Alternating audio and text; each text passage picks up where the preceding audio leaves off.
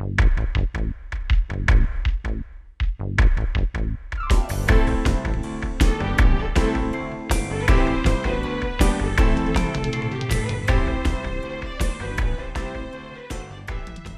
right, because this may go, and I know everybody has schedules, we're all kind of busy people. We're going to get started this morning. No, you are, actually. We saved it. We did. We knew you were on your way.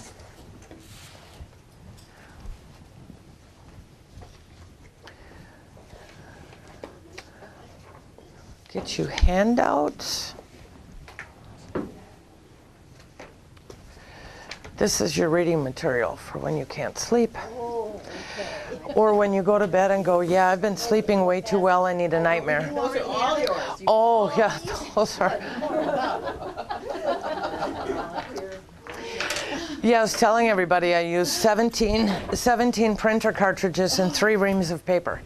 It's probably a little bit of an exaggeration. We're going to get started this morning. Thanks everybody for coming out in the cold. It's going to be worse tomorrow. So, you know, if we dress warm, we're all right. We're going to be talking, last month was wills. And it was really a wonderful, how many of us were here last month? It was really a wonderful conversation about preparing for, you know, I had somebody tell me a couple of weeks ago that she was not going to die. I said, you are going to be one famous gal. I said, because it'll be the first time in history that's ever happened. You know what? Even taxes aren't as good a guarantee as, so it's, you know, we're all uncomfortable, I think, talking about our impending passing. However, no matter how much we try to avoid it, and no matter how much we say, I don't want to talk about this kind of stuff because, and I've had people tell me, if I get life insurance, I'm going to die. Oh, well, Yeah, but you know, so there's, most of us don't want to talk about it, and most of us don't want to think about it, and I'm one of those people. I'm really pragmatic when it comes to death, because I just am. You know, we all lose people we love, and it's going to happen to us. So last month was the beginning of a 3-part series, and we were talking about how to make sure that our possessions go where we want them to go. This month is about taking care of us in the end stages of our life. And next month is going to be about trusts and gifts and doing the kinds of things that you want with what you've got. Keep in mind, when we think of people with trust, we think you got to have a gazillion dollars in the bank, and that is not at all true. So that is next month. So we're going to dive in, and we are going to talk about the living will and the healthcare power of attorney. Those, they sound the same, and they are similar. It is important to have one of each, and they deal with different stages of our last weeks or months or years or whatever we need to do. So we're going to start with the living will. Now these are on the wisconsin.gov website. So if you need an extra copy, or if you know someone that wants a copy, they could get it right off the website. We also, Josh is taping this. We're going to show it on Win TV. So if someone wants to see this that wasn't able to make it, then you can pass along the word that it will be televised for them to watch it out of the comfort of their living room. is the wills on Win TV? Yes, it is. Yes, it is. Is it already there? Go to wapaka.tv on the internet for all the details. You can watch it there too. There you go. And these 3 will be shown for a while yet, off and on, Good. About per month after we tape it. Okay. TV. Yep. So we're going to start with the living will. The living will is about the final stages of your life.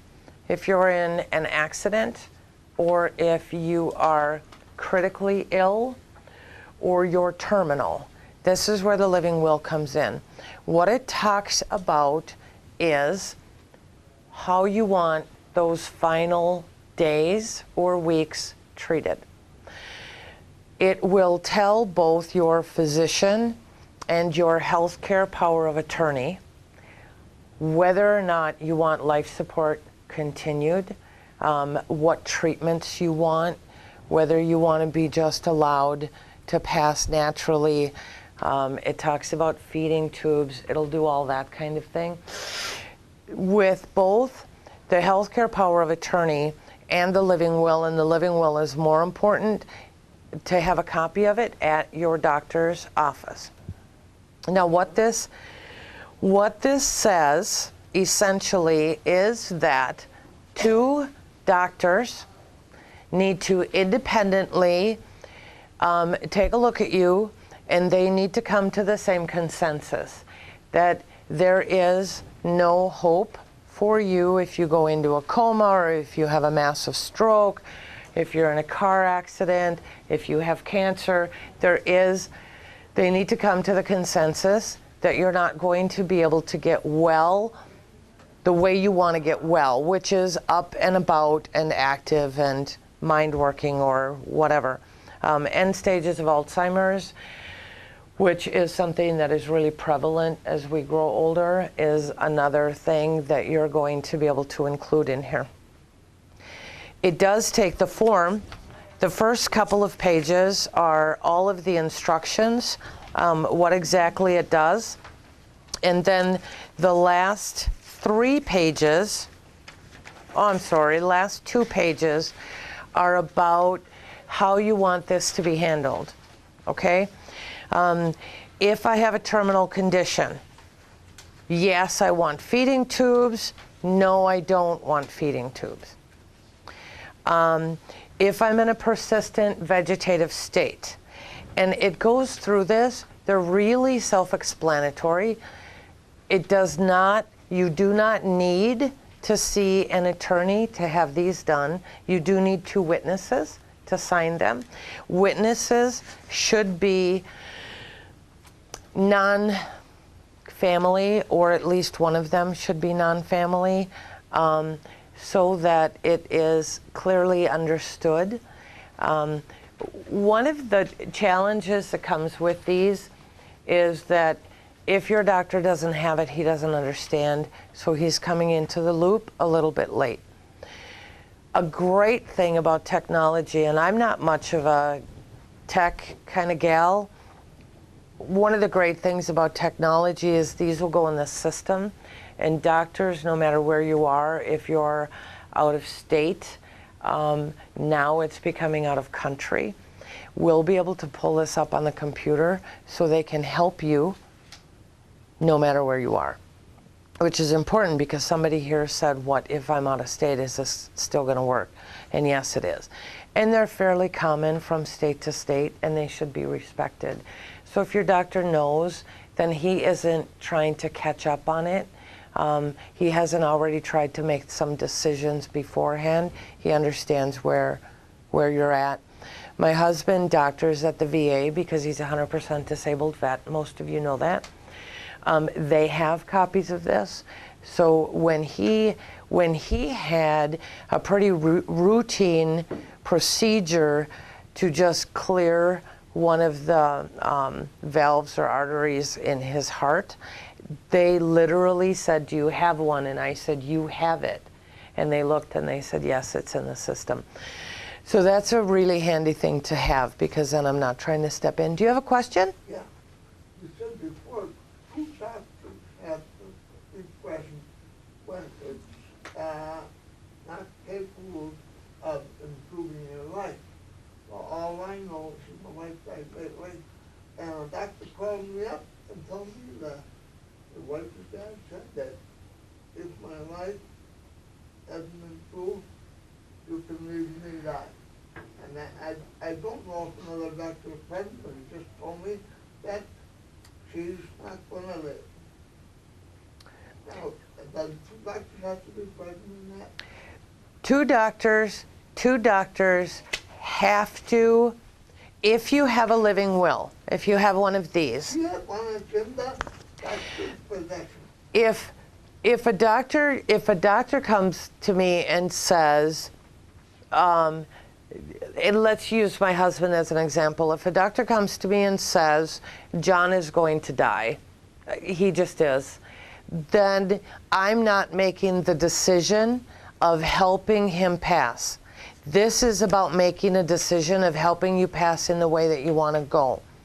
So, you know, when my friend died of cancer, when my friend Penny died of cancer, she was on oxygen, but it was and she ended up being in the hospital for 2 weeks. It really was a matter of making the decision, okay? When my brother died, and my brother-in-law died from cancer, it was only a matter of time. And with my brother, the decision was made to take him off life support, and he blessed us by dying before we had to make that decision. This is a very, very difficult decision. You know, I'm pretty good at saying I'm a great decision maker, but when it comes to playing God, I don't do so good at that. And really, the people that love you and are going to make these decisions for you, that's kind of the position you're putting them in. Really, truly. So you want to make sure that you are choosing people who are strong enough to stand up. One of the things that is almost guaranteed to happen is if you are put into a position where they could keep you alive indefinitely by putting you on life support or a feeding tube, and you have one of these documents, and you have someone you trust who is strong, who can make that decision for you, there's still going to be family members that say, oh no, there's a chance she's going to be able to get well. There's a chance he's going to be able to live a full life. I don't want that decision made. And there tends to be arguments.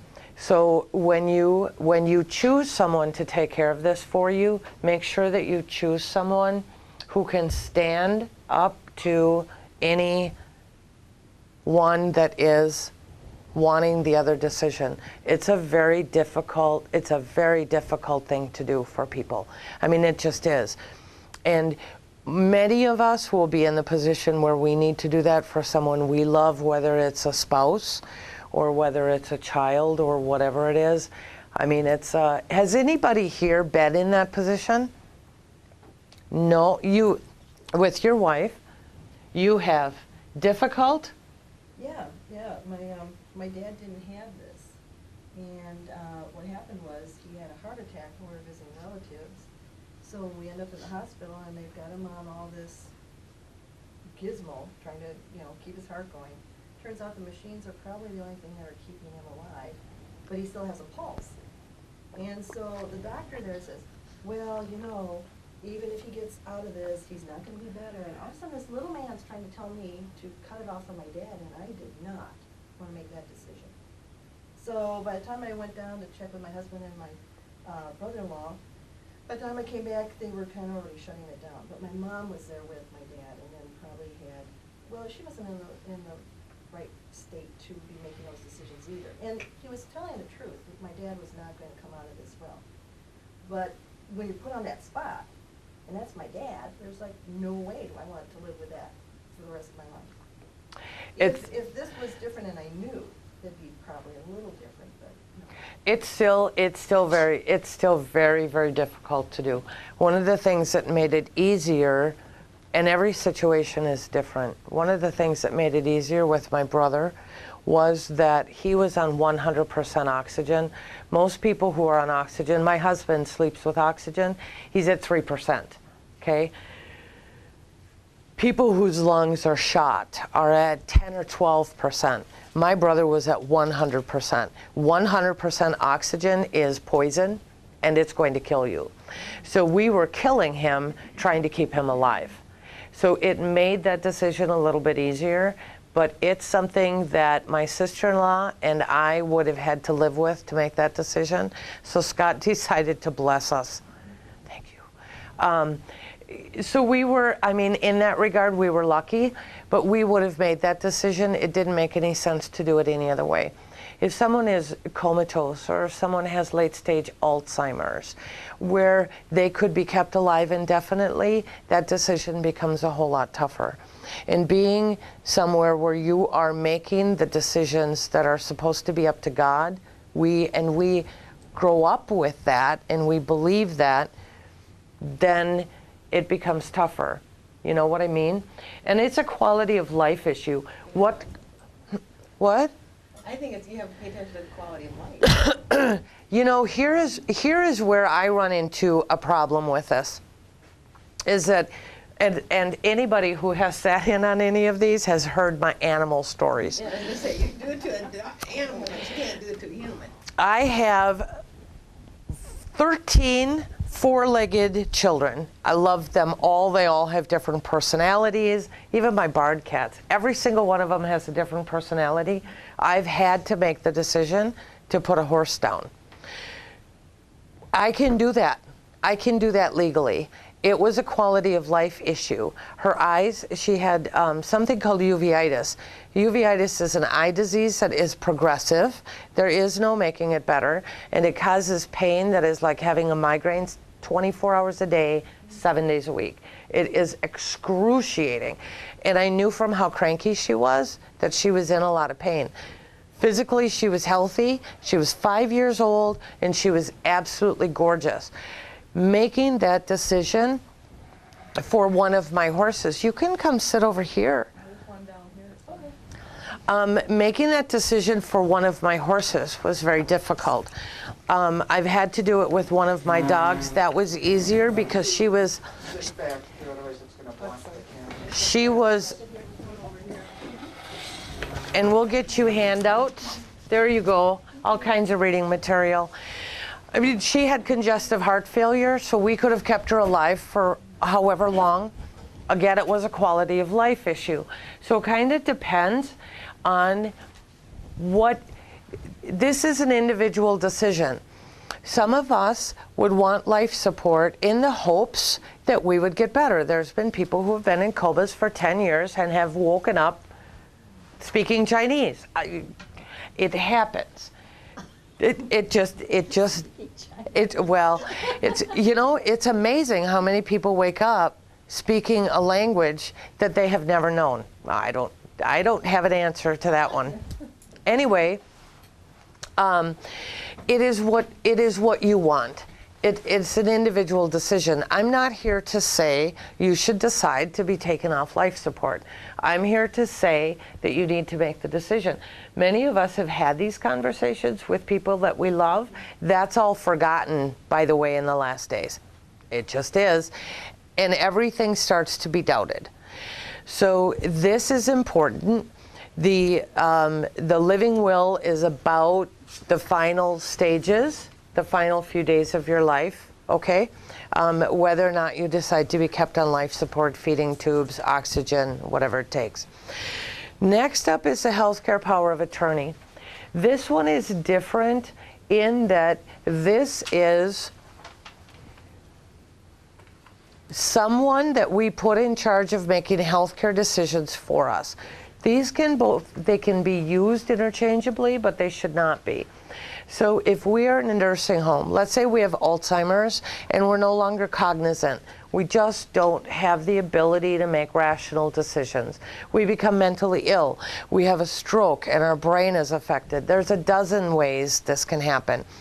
This allows someone to make healthcare decisions for us. What kind of meds should we be on? What kind of care should we have? Should we be on hospice? Should we be in a nursing home? Should we be kept in a hospital? Do we want to go home? It's these kinds of decisions that we trust, again, to someone that we trust, someone that's strong enough to make those kinds of decisions. But it's really about basic health care. Okay, so Again, you need 2 witnesses. These do not need to be notarized. I always am a proponent of having things like this notarized so that people can't come back and say, I don't think these are real signatures, and whatever people will do. Remember, we talked about this a little bit last month. Illness and death make people nuts. People who are normally rational human beings go off the deep end when it comes to losing someone you love, or knowing that you're going to lose someone you love. It is the human condition. Because all of a sudden, we're in a position where we refuse to believe that that's actually going to happen. So these documents are very important for those kinds of decisions, and having someone, yes? Oh, you can finish your thought. Having someone you know and trust that is near you that can make those decisions for you is very important. That one comes into play also when, like, say you have a stroke and you can't communicate. Yes. I mean, you may still going to survive, but you can't talk to tell anyone what you want. Then it's your healthcare person who says, okay, this is what she's going to want. Yes. Right? Yes. Okay. Keep in mind that, whoever you choose, you need to have a good conversation with them. You need to sit down with a cup of coffee or a long meal where you can talk with them privately and very openly.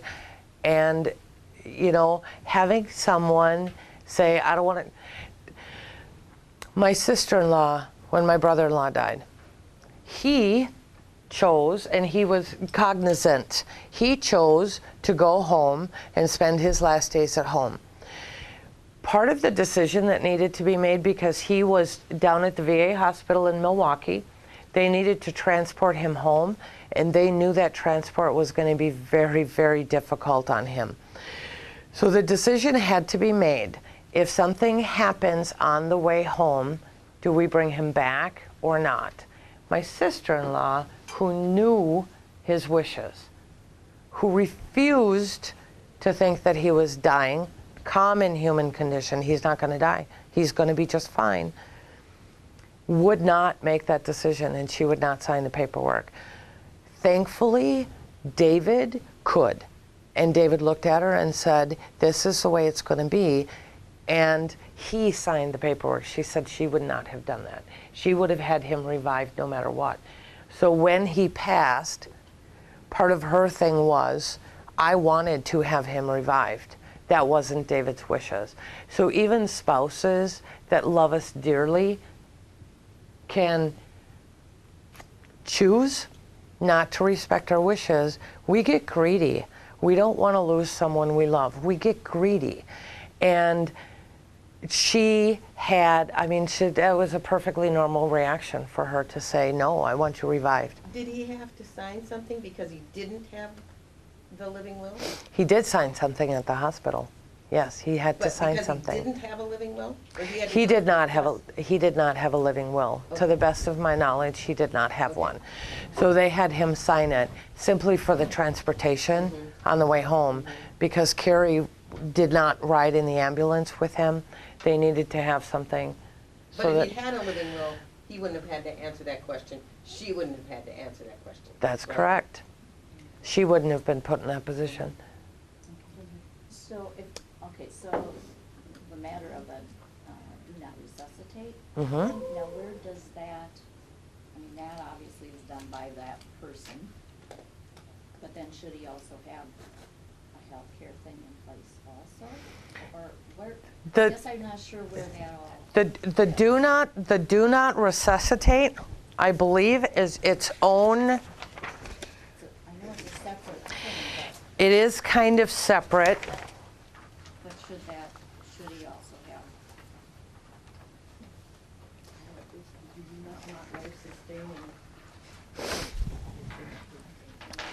The do not resuscitate, which is called a DNR, can be done separately. It also really is part of this. I don't want sustaining support. David was able to make that decision. Lots of people who are in that position cannot.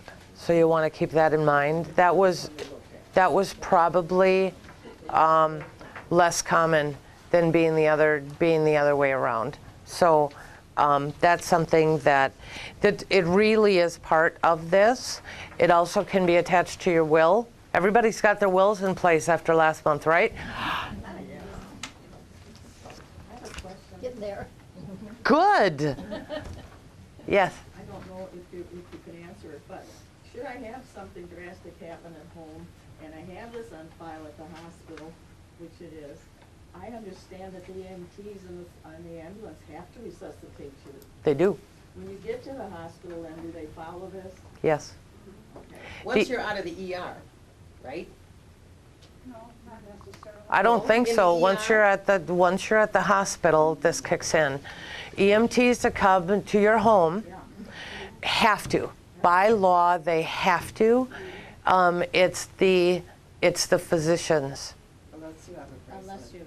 Unless you have a bracelet that says do not resuscitate. You are correct. Thank you. So the ER has to try to revive you. I don't believe so. I don't believe so. This is on file at the hospital. They're part of Right, the but it's in the hospital. ER. It's once you get put into the hospital, I was told it came into play. But it doesn't come into play in the ER unless that's changed in the last couple of years. Well, the ER is a hospital. Right, I'm just saying, that's what I was Well, told. And things do change, Yeah, like all the but time. as long as you're in the ER, because that's their job, that's emergency, they have to try to take care of you. But once you get booked into the hospital, then that comes into play. You know, I just love these. You guys never fail to ask me a question I don't know the answer to. I don't know the answer to that question. I know that EMTs have to do their best to resuscitate you and get you to the hospital. My understanding was once you are in the hospital that this kicks in. I could be wrong. It The could seminar I be. went to was put on by the hospital, Riverside. But it was a few years ago. So I don't know if things have changed. And they change every year's policies I here got and an there. It's appointment very next Tuesday. I'll possible. try to remember to ask. It's different. That's a really good idea. Yeah. Okay. Does anyone have any other questions on healthcare? Yes. Still didn't answer my question, is when the person is dying in the hospital, you said 2 doctors have to be present. As far as I know, only 1 doctor told me that she's gonna die, and she's got it in her will, don't suffocate me. But as far as I know, 2 doctors didn't say anything to me. And she died within about 15, 16 hours. Again, it is going to, if I'm in the position where I am going to die, it isn't a matter of being taken off life support or being allowed to pass, then this doesn't come into play. So you don't have to have 2 doctors. Had your wife needed to be taken off life support, She wasn't on life support. then There was no way that she could have been. then if she had been on a life support and you would have had to make the decision of taking her off of life support and letting her pass or keeping her alive with life support, that's where these kick in. Okay? If we're in the position where we only have a matter of time and we're going to die anyway, then these would not have any, because at that point you don't have the option of being kept alive or not. Does that make sense? And she, there's only 1 doctor at that point has to be present. It doesn't have to be present, he doesn't have to talk to you. Are you concerned because 2 didn't talk to you? Yes. 2 don't have to talk to him. They 2 just have to determine what state she's in. That is correct. 2 doctors have to, if you can be kept alive with life support. then 2 doctors need to examine you and say you are never going to get any better, okay? Which is where these kick in. When my friend Penny died of cancer, she had been in the hospital for about 2 weeks. There was no keeping her alive. There wasn't. The cancer was too far advanced. It was simply a matter of time and she was going to die. So because life support would not have kept her alive, these wouldn't have made any difference. Does that make sense? When you said there's a big difference, then it's only one doctor that can say something.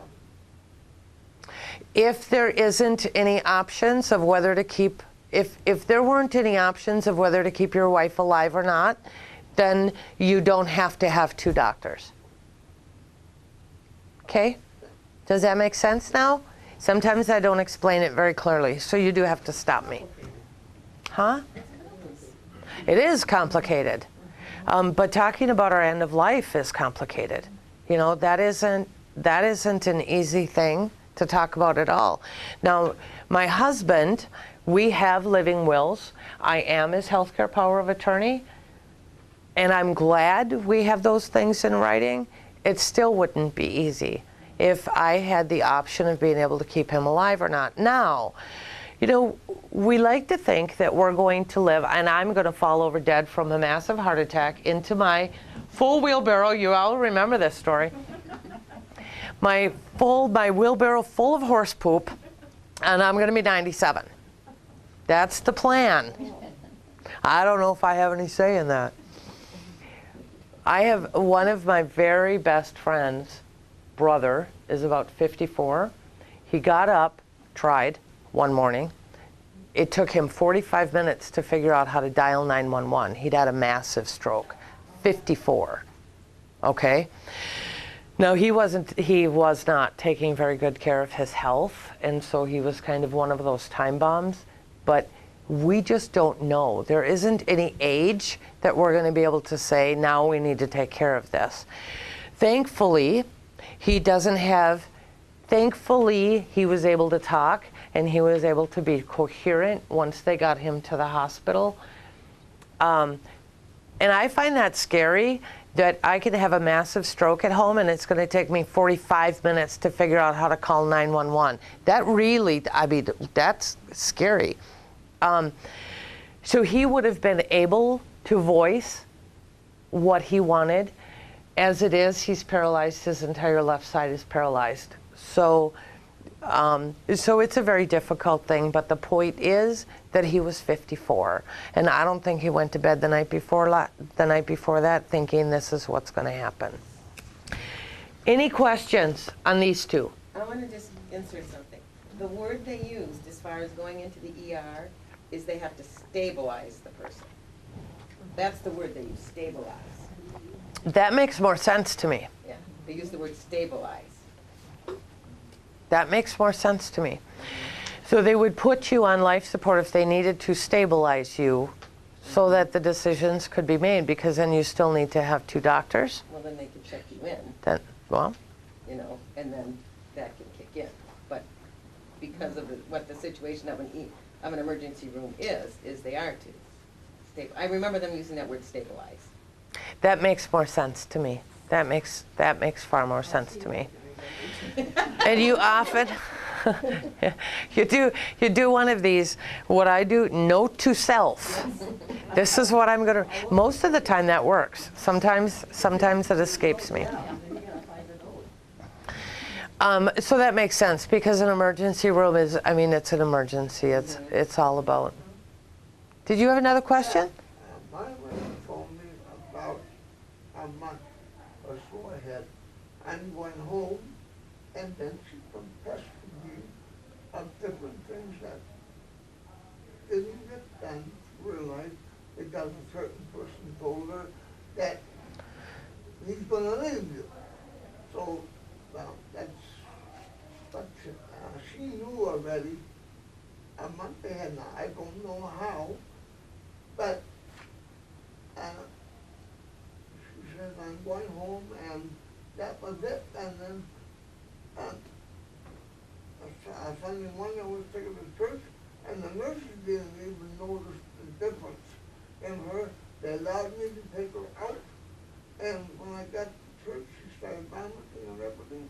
And then I took her back, and right away they wouldn't even leave me over behind the main office, nurses come, and call an ambulance. Losing someone we love is it's just so difficult. And this hasn't been all that long ago for you, and it's when we have been with someone forever, they are our second half. They are part of us. So it's a horrible, I mean, that's a horrible position to be in. It never hurt me as much when I was there. Same thing with my parents. It hurt afterwards. Sure it does. Sure it does. You have to, the adrenaline of the last amount of time has to start to disperse and go away before that kind of stuff kicks in. So that's where grief, I mean, we can grieve people who are still alive that we know we're going to lose. But even people with cancer, like my brother and my brother-in-law and my best friend from high school, you know they're going to go, and you can do some of that grieving, but many times all of the grief waits. You know, when my friend lost her mother, she was on hospice. She chose to not have any medicine and not have any life support, and she was aware enough to be able to make those decisions. And up until the minute she died, my friend said, she's going to be fine, she's going to be fine. It's the human condition. That I'm not quite like that is just, I mean, that's just me. That's just the way I'm made, I guess. You know, I don't know. But it's very tough. And then afterwards it kicks in because now they're not here anymore. And some people know. I took my mom to Italy many years ago. I'd won a trip to Italy for 2 people, and I decided to take my mom. And Mom went to tell Grandma that she was going to Italy, and goodbye, you know, I will see you in a week. And Grandma looked at her and said, I love you, Dorothy, for the first time in her life. She knew. She died while we were in Italy. I mean, she knew. Those, I don't know. I don't have access to that kind of, and there's a really good reason for that. But those kinds of things happen. So, okay. Anything else on those two? I know what you meant about stabilize. When my husband was in the ambulance, they wouldn't even pull out of the driveway. They were talking to the hospital, I think, but they were stabilizing him. They wouldn't even drive out, you know. Which was okay, I was getting my stuff ready and all, but they stay in your driveway till, because they don't want to be on the road doing things and it's bumpy or whatever. It was good weather, kind of summertime, but they do stabilize you before they even get out of the driveway or leave your whatever store if you got sick or. Mm-hmm. And that may be exactly what They're doing the whole whatever thing with the doctor tells them to EMTs. drive down the road. Mm-hmm. Yep. Next, I'm yes. just wondering if anybody has experience with the hospice facilities around here.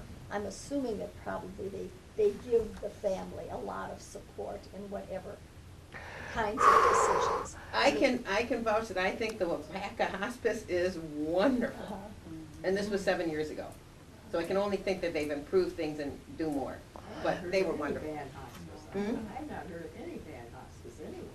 My brother-in-law had terrific hospice. Just fabulous. They were They're there for wonderful her. They were there every single day. If she called, they made a special trip and sent someone to see her. 24 hours a day they were available. They have licensed counselors. They have, David left a very young granddaughter. They had counselors put in place for her. There was all kinds of programs.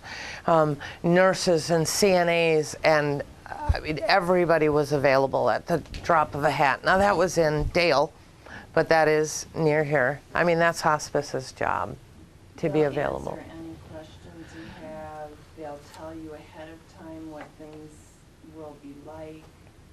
And I think one of the strong points is that they're giving support to the family Right. through this time, so that Very they get more comfortable with these decisions.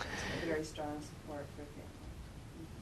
Yep, and they do. They'll tell you, you'll start to see the tips of the fingers turn blue. You'll start to hear this happen. You'll start to see this kind of thing. So, I mean, Carrie was seeing signs days before David passed that she still denied them all. But she was starting to see the signs. I don't blame her. She loved him a lot.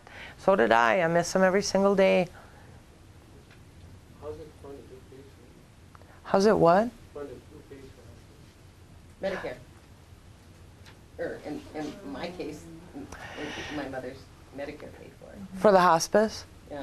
So that'd be insurance or? Insurance. My mother was in a hospice in Illinois, and there wasn't any charge at all. I think there was a lot of donations that they got from all kinds of people that donate to hospice maybe afterwards.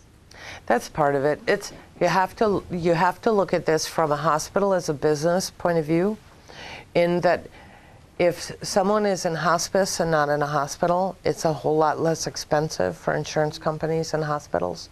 So they tend to support that. It's also much healthier for the patient. If they can be at home where they want to be, it's far healthier for them that way. Okay? Anything else? We got it all? Okay. Financial power of attorney is the next one. This is like the thick. Yes. But I have to leave one thing. Sure. Somebody told me that I'm not totally government help, that if you have something in writing, the government cannot take your property, you can give it to somebody else. Say that.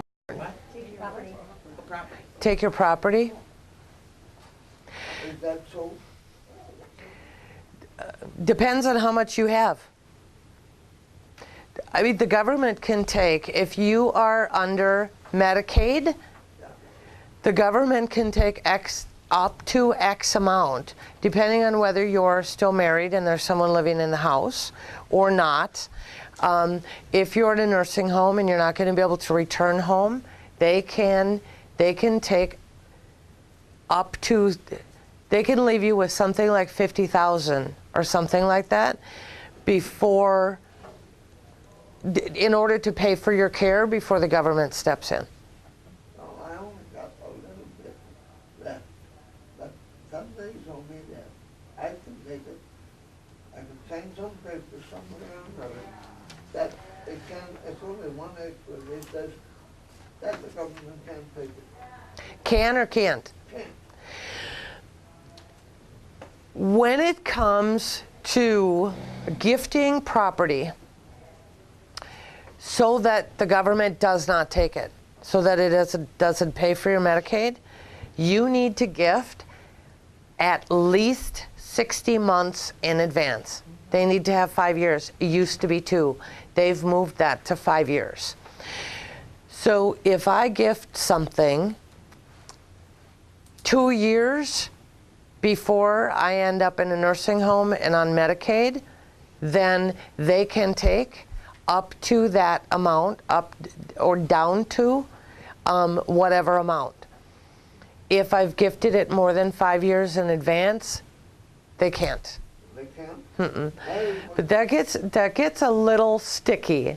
Otherwise, I better get this in, because I'm pretty healthy yet. But I'm always bragging to everybody that the Bible says that they're gonna allow you to live to 120.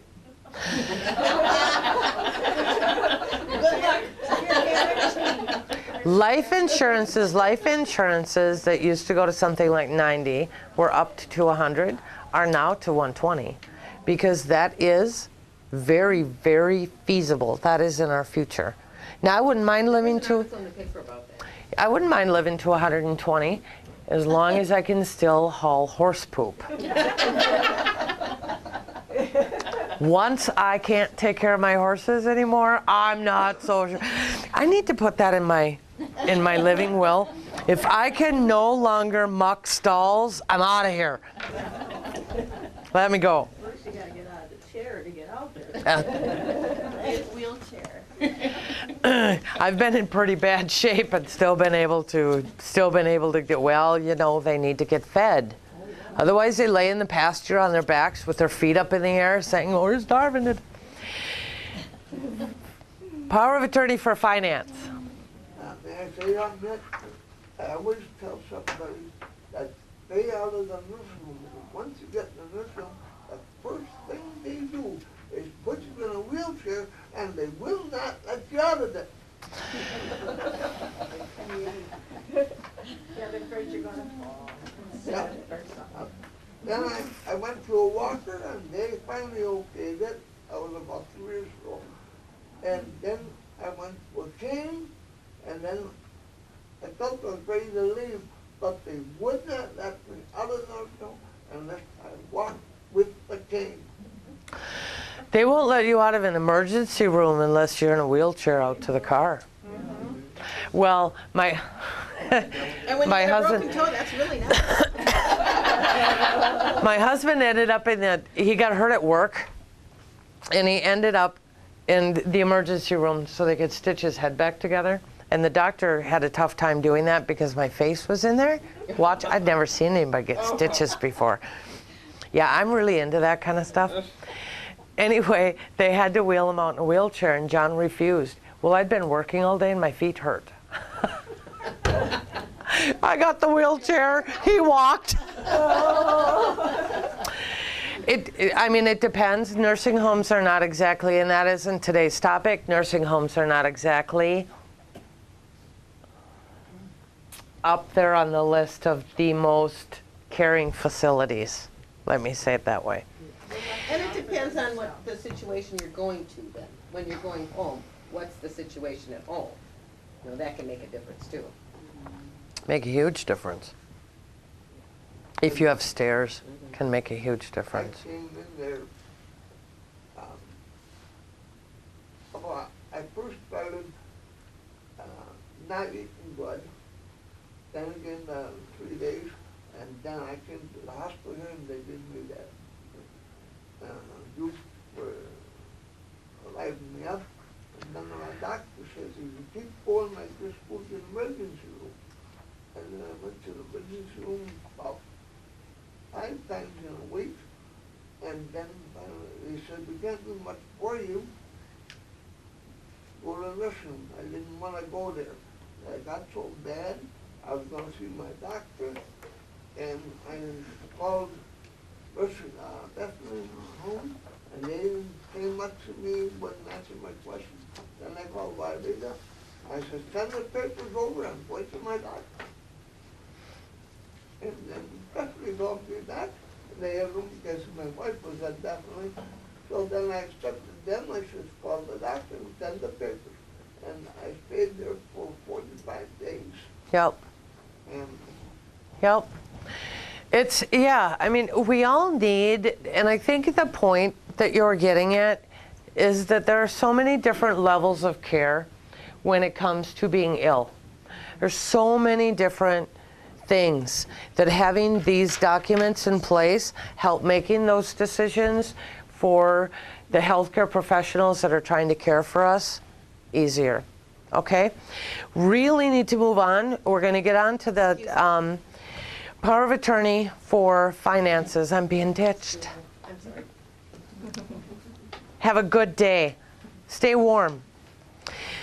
The power of attorney for finances allows you to have someone you trust take care of your finances if you are no longer able to do it. That doesn't take much. Again, we're talking Alzheimer's. We're talking about strokes. We're talking about mental illness. We're talking about dementia. We're talking about all kinds of things. I have a friend whose dad is just becoming so forgetful. An hour after lunch, he doesn't remember what he had for lunch. So these are the kinds of times when these come in very handy. It is something that you should have. because you need to have someone that you trust that can have access to your checking account, that can make sure that your basic needs are taken care of. The rent is paid. You have groceries in the house. The electric bill is paid. Those kinds of things are taken, the doctor bills are paid. Those kinds of things are taken care of. We cannot expect living wills to take care of that because it's an entirely different entity. We can still be perfectly able to live at home and just not have the mental acuity anymore to be able to balance our checkbook. So we do want someone in place that could do that for us. We want them to be trustworthy because the last thing we need is for somebody to be stealing our money. Happens more often than we would like. Okay? So that is what that is all, and this is a huge packet actually, because all of the definitions of all of this are the last 6 or 7 pages. So again, if you name your spouse or domestic partner as the agent, the partnership is terminated, this document becomes invalid. All of these kinds of details are included in this, all of the nuances of the law, or a lot of them. I cannot stress enough that when it comes to this paperwork, I would far prefer each of you have a lawyer or an attorney to do this for you. I can't stress that enough. With that said, if the only way this is going to get done is to do it yourself, then get it done, okay? Because it is certainly perfectly legal. I think when you have an attorney or a lawyer step in, there's a little bit more strength to it. And again, we have to remember that if we have more than one child, and we have a couple, or 3 or 4 or 7, then when it comes to finances, can arguments break out? I mean, or stepchildren. It's just one of those things. So we really want to, if we go into these documents preparing for worst case scenario, and we get best case scenario, fabulous. But we're prepared for anything, okay?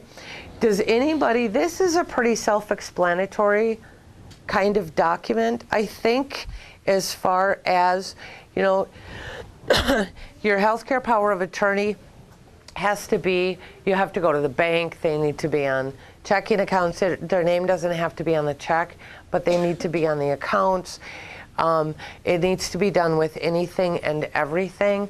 It doesn't hurt to do something like notify the electric company and say, because they're going to say, do you have the power of attorney? And they're going to have to turn it over, which can be done.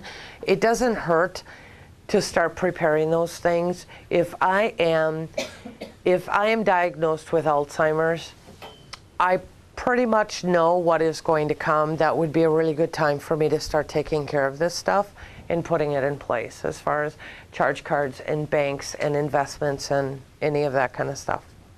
Okay? Does anybody have any questions? I'm going through this one like super fast. Does anyone have any questions on it?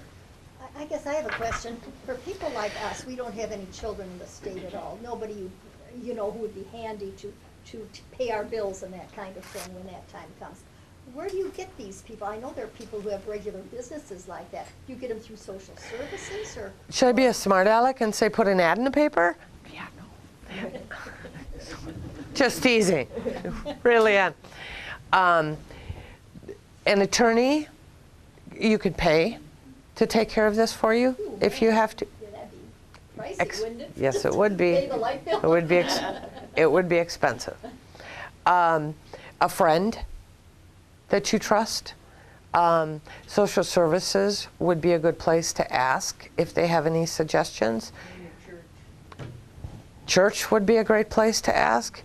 If you have, maybe you have a very good friend that has a great child. I don't have any children, okay? And my horses can't write checks. I haven't figured out how to teach them how to hold a pen yet. In the mouth. I have one. So I would either need to be willing to pay an attorney, which means having a trust set aside that they can withdraw the money from. They can be expensive at $200 or $400 an hour or whatever they cost. I have some friends that I know would take care of it for me. I have some friends with kids that I know the kids would take care of it for me. If your children are out of state, it's pretty easy to take care of your finances from out of state. Healthcare is a little bit different because you really need to be on hand to be able to talk to doctors. But when it comes to paying my basic bills, that's something that could be handled by someone out of state or long distance.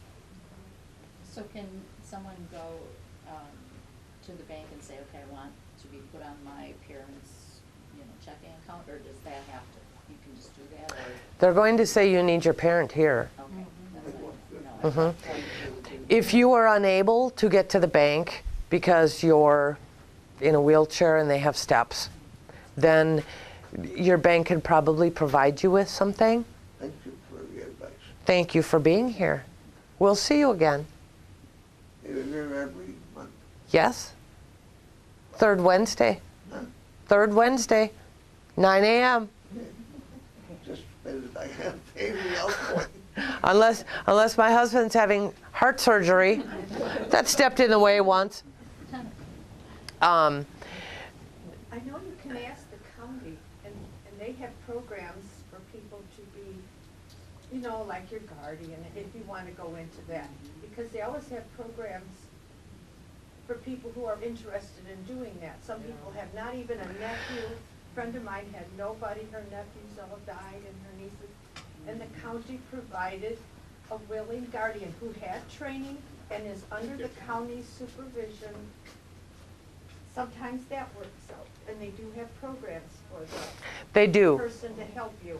This lady helped the elderly lady get into the nursing home and did all that because the county was behind her. And the county doesn't want to get called, so when something happens, they call this other person.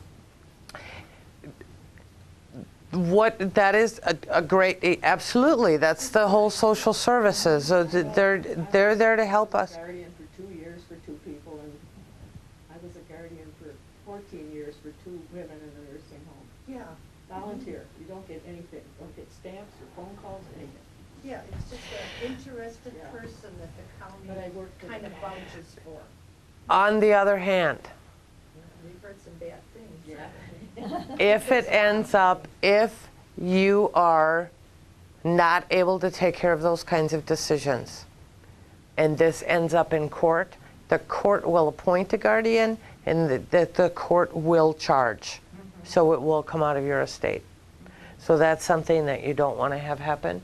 Besides which, then you don't have any idea who's doing it.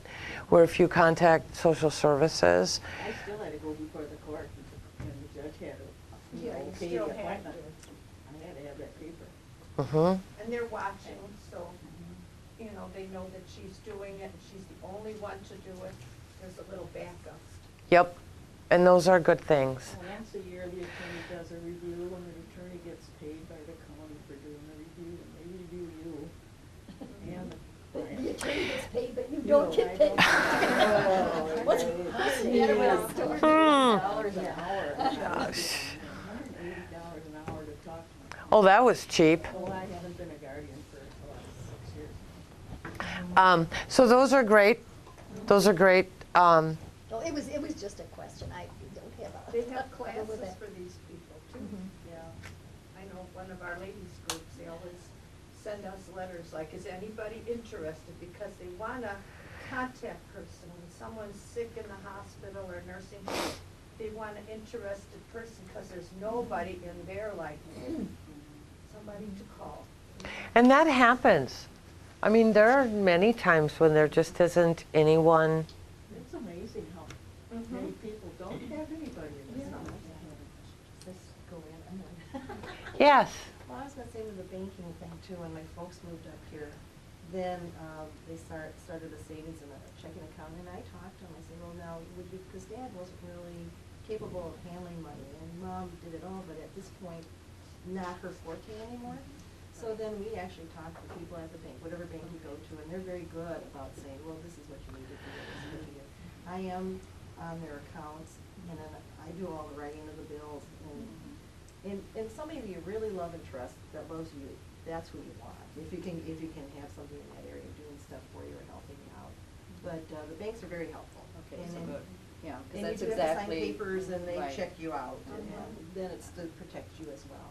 That's exactly the situation. Mom always did it, but now Yeah. she's not able, and my sister's been doing it, but then she has to go and get us, Dad, sign this, and I can pay this and this and this, and, it's just getting to be too hard on her, trying to, get a check at the right time to wherever. and- Yeah. Yeah. Your it's- name's on, sorry, you raised your hand.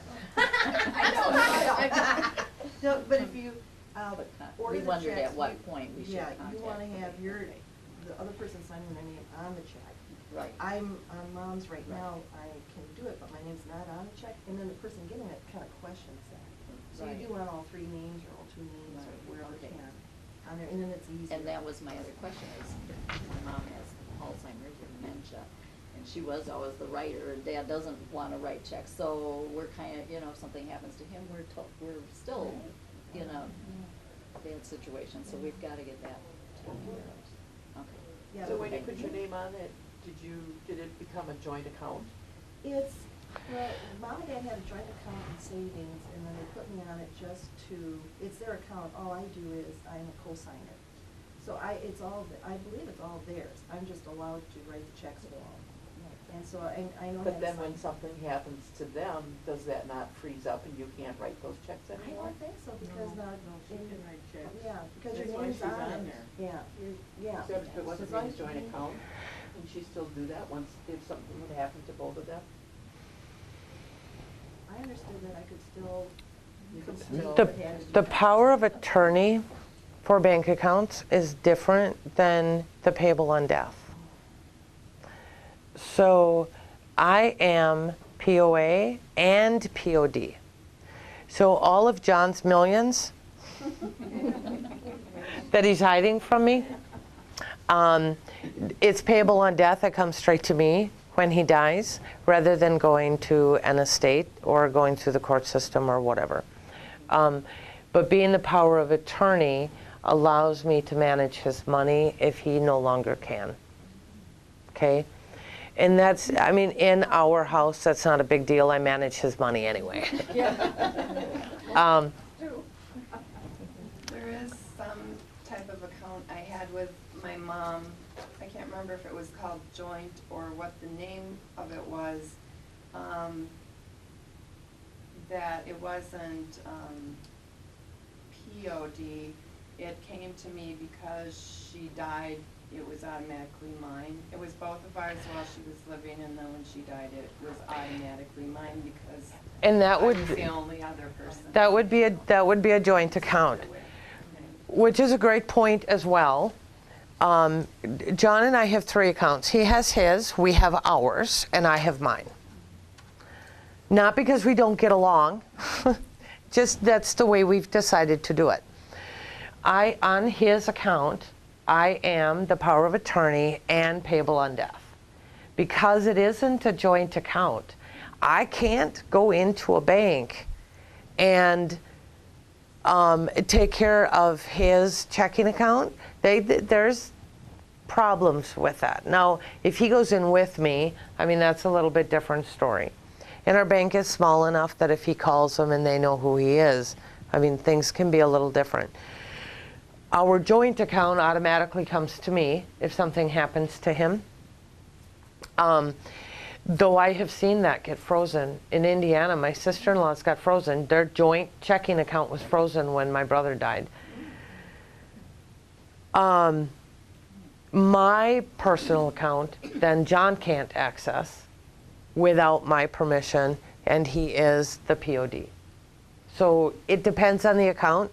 And again, it's a great reason to go into your bank and sit down, especially on cold days because it's warm in there.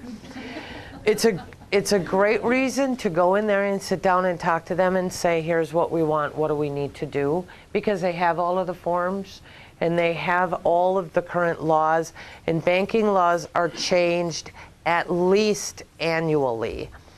So it's a good idea to keep up on all of that and make sure it's all done. First National was great. You just came in and they just guided you one step at a time, explained everything, and they were amazing. And we had community first, so we had good Should all be, yeah. Okay? Okay. See, we've run late. Oh, I hope she's fine. Oh, yeah, she is. Just there to get a tetanus shot. Yeah, no, she's got a new knee. That would be a little more. My mom got 2 of those. That was pretty painful.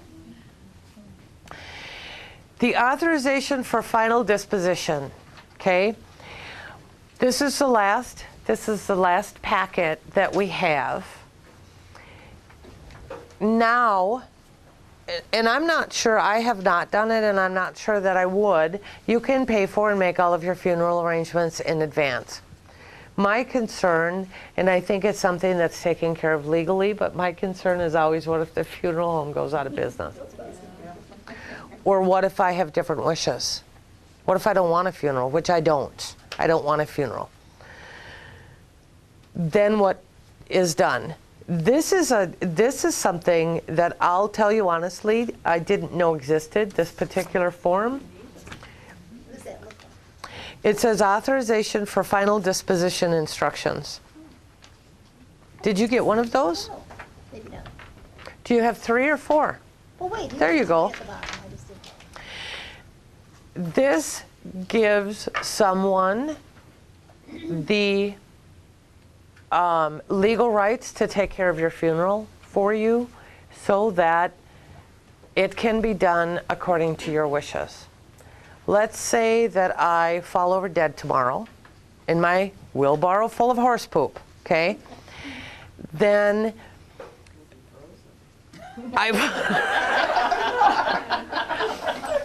let's call that cryogenically preserved in poop. I would be frozen in very short order. I'm not going any further. Oh, could I go off on a tangent? This gives someone, if John weren't around, this gives someone permission to take care of me the way that I want to be taken care of. All right? Again, we all have our wishes. Some of us want funerals so that the people we love can come and celebrate or mourn. Depends on what you want. Some of us just want wakes or visitations. Some of us just want to be cremated. My friend Ralph, second dad to me, wants the urn left open, attached to the top of a car, and he wants to go for a final car ride. That's what he wants. I know that, and when his wife died just a couple of months ago, he actually told his son. I had said before that, I will make sure that your wishes are done. But then he told his son, so that, and he's pretty sick, so that when he dies, that is all taken. That's what he wants. He doesn't want a funeral. He doesn't want a visitation.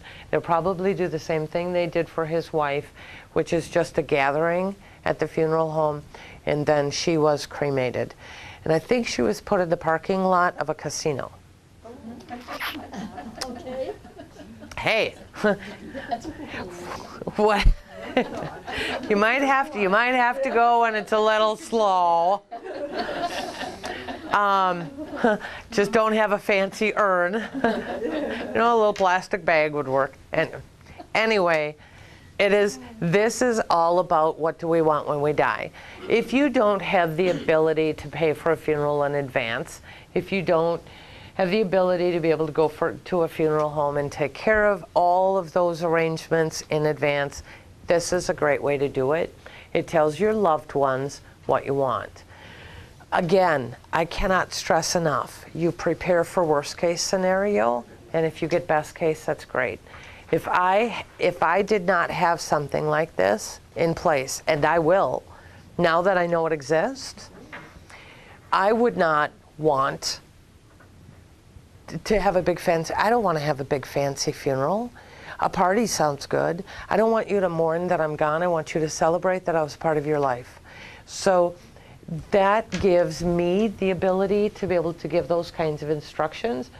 And then, if I actually had someone that loved me, then they might I want a big funeral, or I don't want this, I don't want the money spent. I don't want it. I actually want to be planted under this is like preserved forever. I want to be planted under the apple tree in my pasture so I can feed the tree and the apples and the horses can eat me. I mean, that is, it's a little illegal yet, If you make that a real cemetery. To be put in the ground without being in a coffin or what's the word I'm looking, embalmed, is really illegal. They have a problem. It's the whole seeping into well water kind of thing. That makes it a little bit illegal, but when I die, you can figure that out. Is the apple tree still going to be alive in there? I'm not sure. I don't know. I have a. Consider that. I have. But you can make a cemetery, your county approves it and your township approves it and all that. And you can be in a certain place, because a friend of ours put her husband in their newly created cemetery. They All also. those rules to follow, the county, the township, and this and that, how much land, and it is now a cemetery. You also have the option, by the way, these are fairly new on the market. You can buy, it looks like a big coffee cup, and it actually is a tree. So your ashes go into this and it's planted and you become a tree. So there, you could pretty much do anything you want to with ashes, but I think it's a pretty interesting way, especially if you have a lot of loved ones. When my friend Penny died, Lois planted some trees in the yard for her 4 children and watched them grow over the years. So I think it's a pretty interesting way to go. So I could go as an apple tree, see, and then I don't have to worry if the apple tree is actually alive. Plot right in your back horse pasture. I think that's an interesting, I did not know that. I may have to check into that. And he is buried almost in their backyard, but they had a lot of land, and somehow she followed all the rules and they authorized it as a cemetery. Well, I suppose churches have done that years and years ago. They just started out and there it was, a cemetery way out in the boonies. I could be buried with my animals in my little animal cemetery. I don't know what things she followed, but she did. She's got a stone there and everything. There are some things that you just don't want to tell people. They'll go to dig something, and yeah. So what I like about these forms is that they go into a lot of detail. It's easy to understand detail about what you need to do and how you go about doing it, and whether it needs to be witnessed or notarized or whatever. This can be with an adult witness, or it can be with a notary public. So this does not need witnesses or witnesses plus a notary, but it allows, first successor, second successor, special directions. It allows all of that kind of stuff. It's something that if your handwriting is legible, you could just handwrite it. My handwriting isn't legible, but that would make it more fun, actually, if they couldn't actually read it, to try to figure out what it said.